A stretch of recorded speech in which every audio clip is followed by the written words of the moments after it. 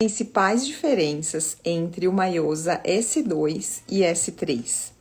Acabei de receber uma pergunta de uma colega perguntando que, para o caso específico que ela mandou, qual que ela usaria, o S2 ou o S3. Eles têm as suas indicações específicas, mas eu quero primeiro mostrar as diferenças anatômicas entre o S2 e o S3, para depois falar sobre as indicações. Lembrando que o S3 é igualzinho ao A1, porém, ele vem em caixas diferentes, por propostas diferentes e seguem um protocolo diferente. Aqui a gente vai tratar distúrbios respiratórios do sono e vai entrar dentro do protocolo dele. E aqui, mais focado para alinhamento e nivelamento na idade adulta, sempre com o intuito de corrigir as disfunções respiratórias e musculares, presentes no desalinhamento ou na ortodontia e também presentes no tratamento das disfunções temporomandibulares e distúrbios respiratórios do sono. Então, vamos lá. Eu vou abrir a embalagem do S2 e do S3.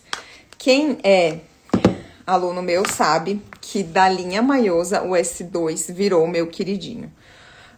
Então, principal diferença, começando pelo S3, menores para respiração bucal, porque a gente já imagina que esse paciente passou por isso que ele é o S3, porque a gente sabe que esse paciente passou pela correção da respiração e hoje ele não precisa mais de uma abertura grande, como a gente vê aqui no S2.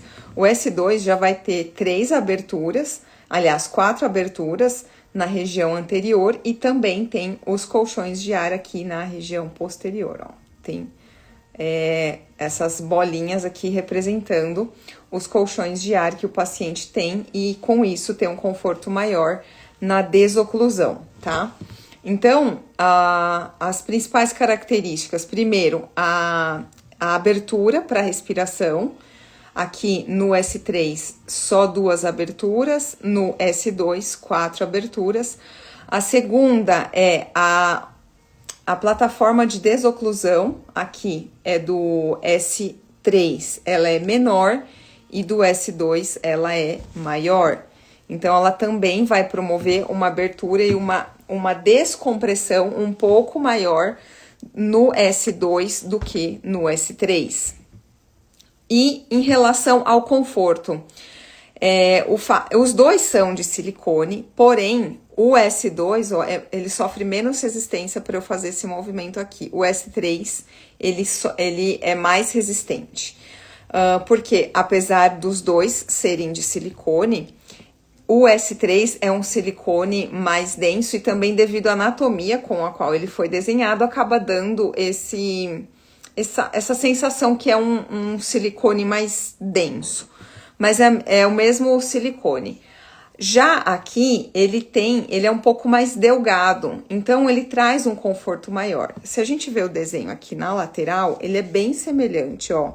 Ele faz essa curvinha aqui da região anterior, desce, sobe no canino e depois desce, tá? Igual aqui o S3. A diferença é que acima dessa curvinha aqui, a gente tem ainda um silicone bem fininho que traz conforto. Esse silicone, essa extensão de silicone, ela acaba afastando um pouco mais a bochecha, né? Os músculos dessa região.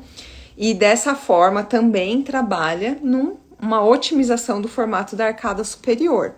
Então, eu considero, se for para escolher, sem contar a questão respiratória do paciente, eu acho o S2 mais confortável, tá?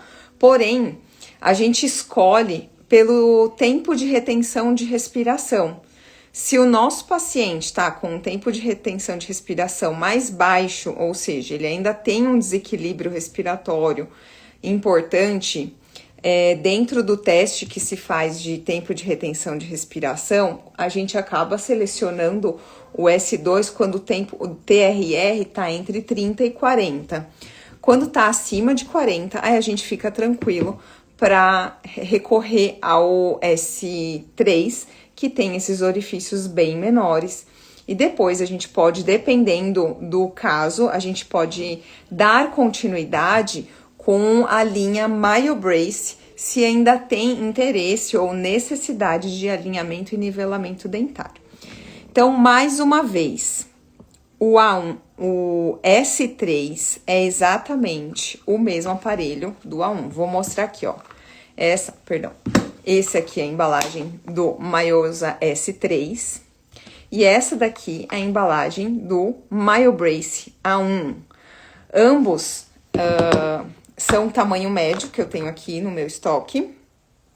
E para mostrar para vocês, ó, é exatamente o mesmo aparelho, porém ele vem em propostas diferentes, com protocolos diferentes, de acordo com a necessidade e também de acordo com a queixa do nosso paciente. Então, só para responder a doutora que me mandou mensagem há poucos minutos aqui no Instagram, ela queria saber qual ela escolhe entre o S3 e o S2. Então, a minha primeira devolutiva para ela depende da respiração desse paciente. É um paciente que está tratando ronco e apneia.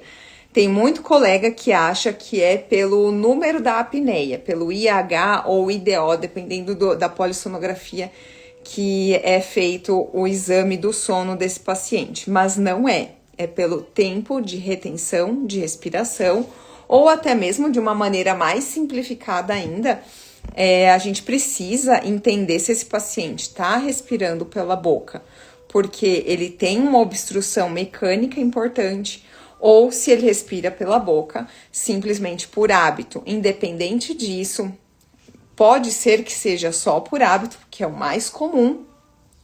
É importante respeitar essa dificuldade de tempo de retenção da respiração, porque mesmo que ele tenha capacidade respiratória, ou seja, ele tem um bom espaço nas narinas, ao lado do septo nasal, um bom espaço lá na orofaringe, não tem adenoides crescidas, enfim, ele pode ter capacidade física para respirar, capacidade mecânica, porém, a gente tirar ele de um quadro de respirador bucal importante e já colocar um aparelho como o S1 ou o S3 ou o A1, que são aparelhos que têm orifícios muito pequenos, essa mudança brusca de oxigenação pode gerar um desconforto muito grande para esse paciente. E eu repito, não é um desconforto porque ele vai se sentir sufocado, é um desconforto porque ele ainda não se sente confortável com essa quantidade, essa nova quantidade de esse reequilíbrio dos gases de oxigênio e carbono. Então, é muito importante a gente respeitar o protocolo que sugere que se faça uma mudança gradativa em relação ao modelo de aparelho. Então, eu não vou ter aqui agora o S1, que ele vai ter uma abertura maior.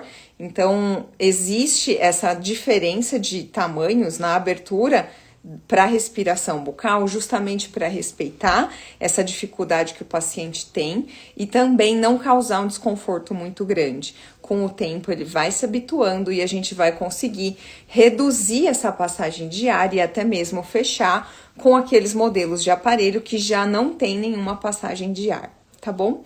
Então esse vídeo foi para falar sobre as principais diferenças entre o S3 e o S2. Lembrar que ele é exatamente igual ao A1. Então, tem muitos colegas que ainda não trabalham com um certo estoque no consultório. É óbvio que é importante você ter um estoque de acordo com o perfil de paciente para não ficar aparelho parado. Porém, eu não acho ruim ficar com alguns modelos muito importantes como o monstruário, porque é o nosso trabalho, uma imagem fala mais do que 1000 palavras. E o paciente gosta de sentir na mão, ele precisa sentir o que ele vai colocar na boca, ele precisa conhecer. E é muito importante a gente manusear o aparelho, tanto nós, colegas, que vamos apresentar isso para o paciente, quanto o próprio paciente. Então, a minha sugestão é que vocês tenham alguns modelos de aparelho no consultório para também tirar essas dúvidas antes de selecionar o melhor aparelho para o seu paciente.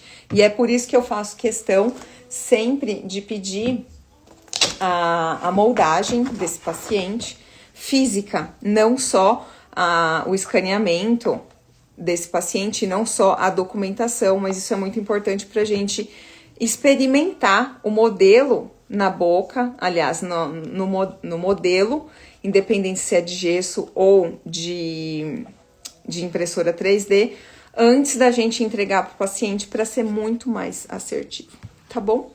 Então, essa foi a dica de hoje, o vídeo explicativo de hoje. Se tiverem alguma dúvida sobre esses modelos e indicações de aparelho, pode colocar aqui debaixo do vídeo ou me mandar uma pergunta no inbox que eu respondo. Uma ótima terça-feira para todo mundo e até o próximo.